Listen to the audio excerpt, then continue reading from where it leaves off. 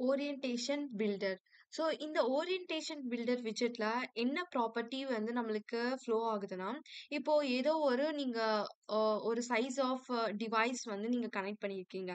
நீங்க அத மினிமைஸும், மேக்ஸிமைஸ் ஆகும்போது ஒரு டைப் ஆஃப் சேஞ்சஸ் வந்து நடக்கும். ஸோ எப்பலாம் அந்த டிவைஸ் வந்து உங்களுக்கு சேஞ்ச் ஆயி ரீபில்ட் ஆகுதோ, அதுதான் ஓரியன்டேஷன் பில்டர்ன்னு சொல்லுவாங்க. ஸோ நம்ம எக்ஸாம்பிள் வழியா பார்த்தேன்னா, இது வந்து கிளியரா உங்களுக்கு அண்டர்ஸ்டாண்ட் ஆகும்.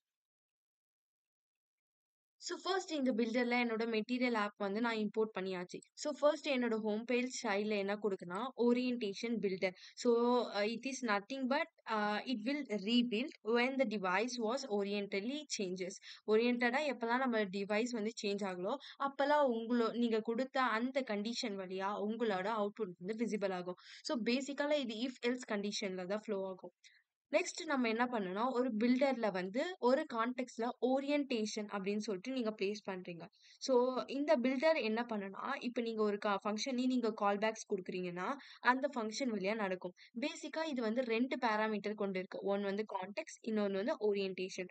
ஃபர்ஸ்ட் இந்த கான்டெக்ஸ்ட் என்ன பண்ணும்னா, உங்களோட பில்டரோட கான்டெக்ஸ்ட்ட வந்து ஆ லொகேட் பண்ணும். எங்க இந்த விட்ஜெட் எங்கெல்லாம் ஃப்ளோ ஆயிருக்கோ அப்படின்னு சொல்லிட்டு உங்களுக்கு லொகேட் பண்ணும். இந்த ஓரியன்டேஷன் என்ன பண்ணும்னா, ஒரு வேல்யூ ரெப்ரசன்ட் பண்ணும். அது கரண்ட் வேல்யூ வந்து எப்படி இருக்கு அப்படின்னு சொல்லிட்டு ரெப்ரசன்ட் பண்ணும். ஆ ஃபார் எக்ஸாம்பிள் நீங்க மினிமைஸ் பண்ணீங்கன்னா, ஒரு கரண்ட் வேல்யூ, மேக்ஸிமைஸ் பண்ணீங்கன்னா இன்னொரு வேல்யூவும் உங்களுக்கு ஃப்ளோ ஆகும். அதுக்காக நம்ம என்ன பண்ண போறோம்னா, ஒரு இஃப் கண்டிஷன் குடுக்க போறோம். ஸோ இந்த இஃப் கண்டிஷன்ல என்ன சொல்லியிருக்கேன்னா, ஒரு ஓரியன்டேஷன் வந்து எனக்கு ஈக்குவல் டூ போர்ட்ரேட் அப்படின்னு சொல்லிட்டு நான் குடுக்குறேன். ஸோ இந்த போர்ட்ரேட் என்ன பண்ணணும்னா, ஃபர்ஸ்ட் இதுலயும் 2 பாராமீட்டர் இருக்கும். ஒண்ணு வந்து போர்ட்ரேட்ன்னு இருக்கும். இன்னொன்னு லேண்ட்ஸ்கேப் இருக்கும். ஸோ போர்ட்ரேட் என்ன பண்ணும்னா, இப்ப நீங்க குடுக்குற ஒரு கண்டிஷனோட பேஜ் டிஸ்ப்ளேக்காக ஸோ மினிமம் வச்சுக்கலாம். இல்ல மேக்ஸிமம் வச்சுக்கலாம். ப்ரீஃப் இல்ல zoom in, zoom out condition நம்ம வச்சுக்கலாம். ஸோ இதுக்கு நான் என்ன ரிட்டர்ன் பண்றேன்னா, நான் எப்பலாம் எனக்கு போர்ட்ரேட் ஃபங்ஷன்ஸ் வருமோ, அப்பலாம் மினிமம் அப்படின்னு சொல்லிட்டு எனக்கு டிஸ்ப்ளே ஆகணும்னு சொல்றேன். ஸோ எல்ஸ் எனக்கு அந்த போர்ட்ரேட் இல்லைன்னா, எனக்கு என்னல ஆகும்னா, லேண்ட்ஸ்கேப்ல தான் ஆகும். அஃப்கோர்ஸ் லேண்ட்ஸ்கேப்ல தான் ஆகும்.